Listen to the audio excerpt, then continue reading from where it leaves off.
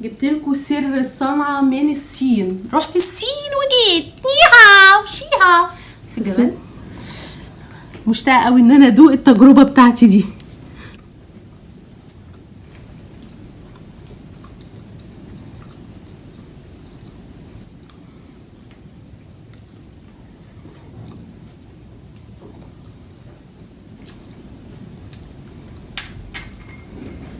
مش عارفه امسك البتاع ده. نمسك كده. بصوا الجمال، طعمه تحفه. تحفه.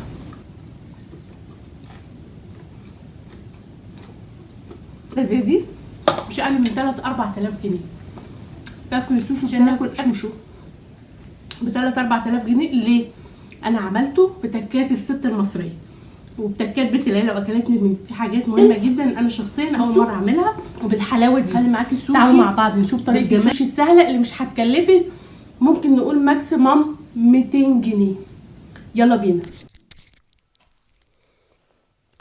بصي بقى يا ست الكل يا قمر، احنا النهارده هنعمل سوشي بطريقه حلوه جدا، وهحاول ابسط لكم الدنيا تماما بحيث تعملوه في البيت ما تشتروهوش من الشارع، لانه فعلا اوفر كتير مليون مره من الشارع، وفي نفس الوقت هتاخدي جوده وطعم تحفه جنان. اول حاجه طبعا في السوشي هي الاساس رقم واحد الحصيره دهيت. طبعا انا جبتها وهغلفها بالبلاستيك راب بحيث ما تتبهدلش مني والرز ما يلزقش فيها. طيب الحاجات دي لو حابين تشتروها كل حاجة موجودة، بتتجاب اونلاين. هتخشوا وتكتبوا ان انتوا عايزين مثلا حصيرة السوشي هتجيلكوا. مثلا ايه تاني اللي هو الورق اللي هو بتاع السوشي، اللي هو الورق اسمه النوري يعني. وده كده شكل الحصيره بعد ما لفتها. طبعا انا بلفها عشان لسه بقى جديده وكده اهوت وما تتبهدلش مني، ومش كل ما اجي اعمل سوشي هشتري حصيره، لا تبقى موجوده عندي. نخش بقى للرز. معايا نص كيلو رز مصري عادي خالص، غسلته 5-6 مرات. وبعد كده جبت حله وحطيته فيها كل كوبايه رز مصري بتاخد كوبايه ونص ميه.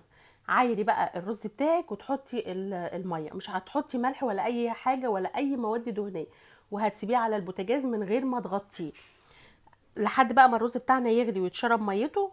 ركزي في التكت ان احنا هنحط الحله على البوتاجاز من غير غطا. هنيجي بقى ننضف الجمبري.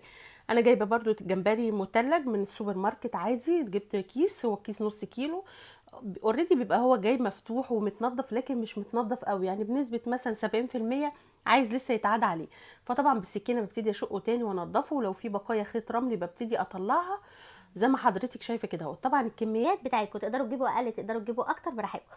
طبعا على ما نضفت الجمبري كان الرز خلاص اتشرب ميته بالمنظر ده كده اهو، شايفين كل ده من غير غطا حل. طبعا الرز اللي هو بتاع السوشي في بعض الناس بتعمله، طبعا كل طريقه والتانيه تحترم، بيقولك ما تحطيش ملح، لكن انا حطيت ملح كان حلو جدا، طعم الرز ممتاز. بس ما تملحهوش قوي عشان احنا لسه هنحط عليه اضافات، يعني نص تمليحه كده اهوت في الوقت ده. وبديله تقليبه، بصي كده اتشرب خالص، بصي بقى عامل ازاي. هبتدي بقى اوطي النار شمعة، في المرحله دي هغطي الحله. بصي اتشرب الميه تماما، انا هوطي النار شمعة واغطي الحله واسيبه يعيش مع نفسه. نرجع بقى للجمبري بتاعنا، هنشطفه كويس شطفتين 3 كده اهوت اهو، ونصفيه كويس قوي من الميه. وبعد كده بقى هنعمل خليط اللي هو عشان هنقلي الجمبري. طبعا طيب في تكه انا عايزه اقولك عليها. تحطي دقيق رز ودقيق مصري عادي. انا حطيت 3 معالق من دقيق الرز، بيتباع في اي سوبر ماركت عادي خالص، جيبي كيس خدي منه 3 معالق دقيق رز، وقصادهم 3 معالق او 4 معالق على حسب الكميه برضو اللي هتعمليها بتاعه السوشي. رز بقى قصدي اسفه دقيق عادي من بتاعنا. هنبدر بقى هنبهر الدقيق بتاعنا اللي هو دقيق الرز ودقيق المصري العادي. ممكن نقول كل كوبايه دقيق رز قصادها كوبايه دقيق مصري، بلاش معالق، نقول كوبايه وكوبايه. بهاري بقى توم باودر وبصل باودر كزبره ناشفه سنه كمون سنه ملح، بس كده. الخليط بقى اللي احنا عملناه دهوت هنقسمه نصين، نص هنحطه في الطبق اللي حضرتك شايفاه الاستانلس دهوت اهو، وهنجيب عليه سنه بودره الزعفران سنه. هو المفروض الخليط ده بيبقى بالبيض، لكن احنا هنعمل سوشي صيامي، فانا حطيت سنه بودره الزعفران عشان اخد اللون الاصفر بتاع البيض. وهبتدي اخد ميه من الحنفيه عادي خالص واضرب الخليط كويس قوي. وعايزه قوامه يبقى زي قوام الكيك بس اخف السيكه بسيطه، مش ميه، لا زي قوام الكيك بس اخف سنه صغنونه زي ما حضرتك هتشوفي دلوقتي. عايزه اقول لك طعمه حلو جدا جدا جدا جدا من هنا بصي للسنه الجايه، بجد حلو، كل ولادنا بيعشقوه. هجيب بقى الجمبري واحطه في الخليط اللي هو التقيل ده اهو.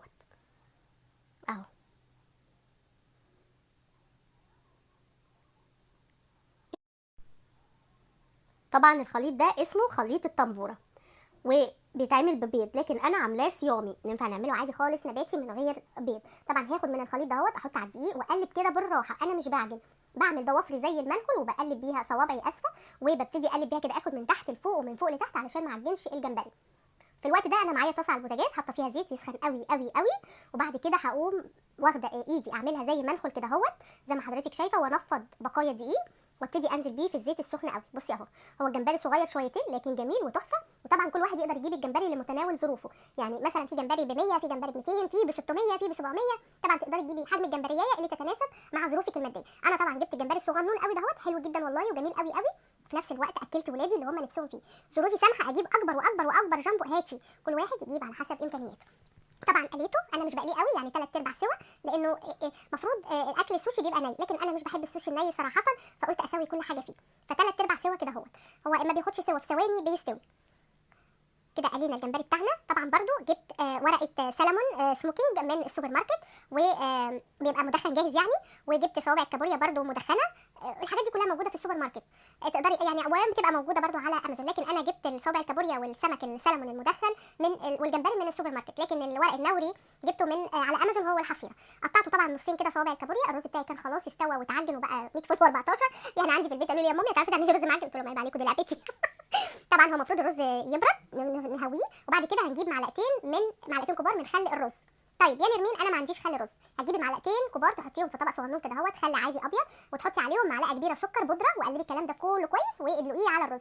كده خلاص يعتبر عملنا خل الرز. لكن لو متاح عندك خل الرز تمام، انا كان عندي خل الرز حطيت عليه طبعا وقلبته كويس، وزي ما بقول لكم المفروض يبرد، لكن انا ولادي مش صابرين عليا ان الرز يبرد. يلا يا مامي خلصي، واقفين جنبي جونير ايديها بايدي، يعني بصوا خدت صباع بحاله كده كلته. هنا بقى بنجيب ورقه، او نجيب الحصيره نفرشها ونحط عليها واحده ورق نوري اللي هو ورق الطحالب. دي طحالب على فكره، بس بيبقى عاملينها بطريقه معينه، يعني فيها فيتامينات لا حصر لها، فيها كولاجين، فيها فوسفور، فيها حاجات عايزه اقول لكم مليانه حاجات كتير جدا. طبعا بنجيب كميه رز مناسبه نحطها كده على ورق النوري ونبتدي بايدينا نبططها كده. واحشي بقى. انا مثلا ممكن تحشي صوابع كابوريا بس، ممكن تحشي سلمون بس، ممكن تحشي جمبري بس، ممكن تعملي ميكس. احنا النهارده السي فود السوشي بتاعنا بالسي فود، في سوشي بطرق كتيره جدا هعملها معاكم. انا هحاول ابسط لكم السوشي ده جدا، يعني عايزه اقول لك بعد ما تجربوه مستحيل تشتروه من الشارع تاني. اول حاجه خدتي جوده عاليه جدا، تاني حاجه خدتي طعم ممتاز، تالت حاجه ودي المهمه اللي كلنا بندور عليها، التوفير ثم التوفير ثم التوفير. عايزه اقول لك الخمس ست وحدات ممكن يعملوا لهم بتاع 400 جنيه، مش واحده كبيره كده لا متقطعه شريحه صغنونه. طبعا برضو جبت واحده كمان ورقه نوري وحطيت عليها كام واحده صوابع كابوريا وكام واحده سلمون وكام واحده جمبري. ده كده عملته ميكس وببتدي ارول كويس. اهم حاجه هي انك ترولي كويس. طبعا بناخد الحصيره نلف كده، يا رب يكون بس الدنيا تمام اهو. بصي كده وتكبسي بايدك بقى كويس. اهم حاجه الكبسه دي عشان ما يفكش منك بعد كده، لان لو ما كبستوش كويس هيفك منك. بصوا شكله تحفه. جوجو بنتي خدت واحده دي كلها كده كلتها وهي واقفه، يعني كانت واقفه بتصورني ايديها بايدي، لان الدكتوره مايكل كانت في الكليه بتاعتي، فكانت طبعا جونير هي اللي بتصور. عايزه اقول لكم ايديها بايدي، يعني شغاله ما شاء الله عليها من الصبر ان انا اخلص الاكل.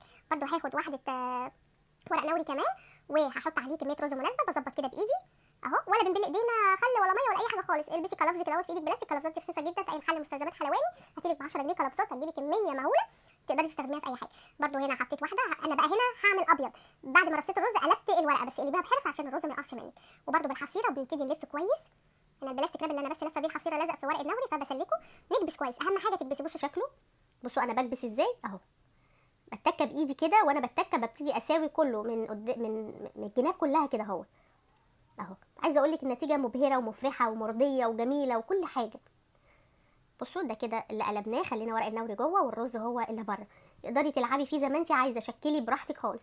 نعمل واحده كمان، يعني انا من سهولته ومن بساطته عايزه اوريكم ان هو سهل وبسيط. هتقولوا مكلف يا نرمين، انا معاكي ان هو مكلف مش هقول لك لا. طيب تعالي بنتك او ابنك عايزين ياكلوا سوشي، هيخشوا مطعم هيصرفوا كام؟ ودلوقتي بقى يتباع في الشوارع، بلاقي عربيات صغنونه وحاطه قدامها سيرفيس كبير مليان سوشي. بتجيبي الواحده من الشارع بكام؟ مش الواحده الرول الطويل ده، لا، الواحده الصغنونه الشريحه بتجيبيها بكام؟ بيتباع بالقطعه. بتجيبيها بكام؟ لو حسبتي التكلفه، لو انت هتاكلي او ولادك هياكلوا، هي تكلفه ان انت هتشتري الخامات وهتفضل عندك. يعني ورق النوري ده بيفضل يعمل معاكي كميه، ده ممكن يعمل ولا 200 رول من السوشي، لانه فيه كتير جدا. ف يعني ممكن تجمعي الحاجه، مره اجيب ورق النوري واركنه، مره تانية مثلا اجيب خل التفاح واركنه، مرة تانية اجيب صوابع الكابوريا واركنها. يعني تاتا تاتا تجمعي في خاماته، والله هيبقى اوفر 7000 الف 500 الف مرة من الشارع. يعني لو هتاكلي سوشي انت وعيلتك والله مش اقل من 2000 3000 جنيه في الزمن اللي احنا فيه ده. بصي برول كويس كده اهو. طبعا انا النهارده هعمل معاكم السوشي اللي هو ني كده يعني بورق النوري كده، وهعمل معاكم السوشي المقلي. انا ما رضيتش اعمل ده في حلقه وده في حلقه، قلت لا كله مره واحده بحيث انا كمان ادوق اشوف الهون احسن، هل وهو ني احسن ولا هل وهو مقلي احسن، واقول لكم طبعا على تجربتي في الاتنين. بس طبعا انا للامانه لما اكلت اللي هو المتحمر عجبني جدا جدا عن الني. يعني بجد المقلي اختراع تحفه. فلو انتوا اول مره هتاكلوا سوشي انصحكم تعملوه مقلي، ما تاكلوش ني. ني يعني ايه؟ يعني ما تاكلوش الطحالب دي الورق النوري الاخضر ده ني، لا حمروه بيبقى تحفه اختراع. هو الحاجه الوحيده اللي انا ما اشتريتهاش هو الوسابي. الوسابي ده الصوص الحامي، لان لقيته بمبلغ خزعبلي فقلت لا مش مهم مش مهم وسابي. انا كده كده مش حاطه جمبري ني ولا سمك ني، فالاكل بتاعي مش محتاج الوسابي. ده كده الخليط السائل اللي احنا عاملينه اللي اسمه الطنبوره. حطيت بس عليه شويه هوت صوص عشان يبقى حامي، ومعلقه يعني ولادي عايزينه حامي فحطيت معلقه وقلبته كويس. بصوا عملنا سوشي قد ايه، ولسه ورق النوري عندي زي ما هو يعني ما اخدتش منه كتير. طبعا حطيت الرول كامل بتاع السوشي في خليط الطنبوره دهوت، وببتدي احطه كده. حاولي على قد ما تقدري ما تمسكوش بايدك علشان ما يتهريش منك. يعني بصوا انا بعمله بحرص وبالمعلقه برفعه وبحطه في الخليط، باقي الخليط بتاع الجمبري اهو كده. بصوا بحرص، يعني انا بحاول على قد ما اقدر ايدي ما تلمسوش على قد ما اقدر. يعني في اسوأ الظروف بقى ممكن همسكه. والزيت برضو والزيت بتاعي على البوتاجاز بيسخن، ده الزيت اللي قلينا فيه الجمبري هنقلي فيه الصباع السوشي الكبير ده اهو.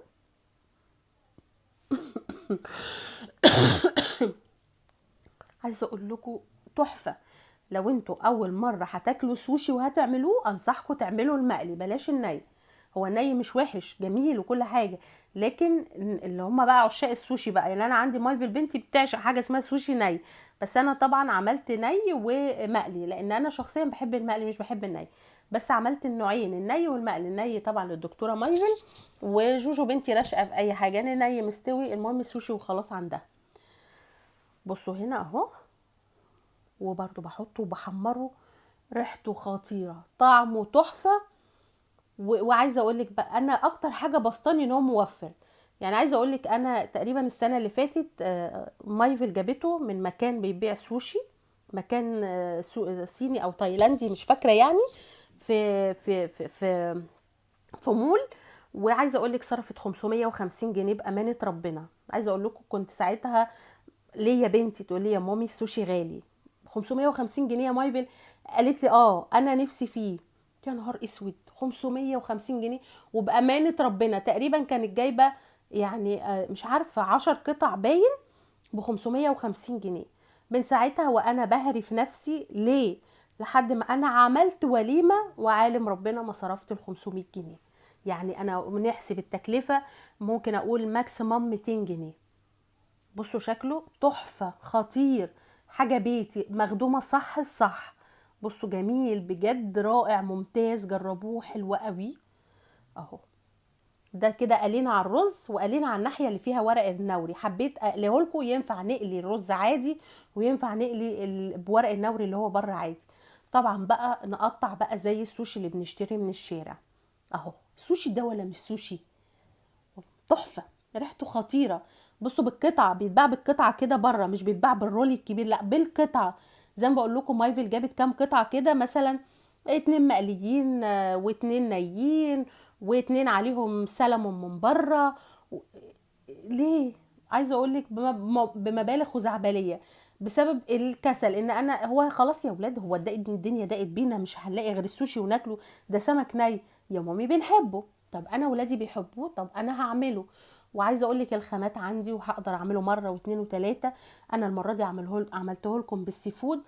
لسه عندي وصفات كتيره جدا، انا هزهقكم سوشي وصفات كتير ومش مكلفة مادام عندنا اللي هو اساسه اللي هو ورق النوري والحصيرة.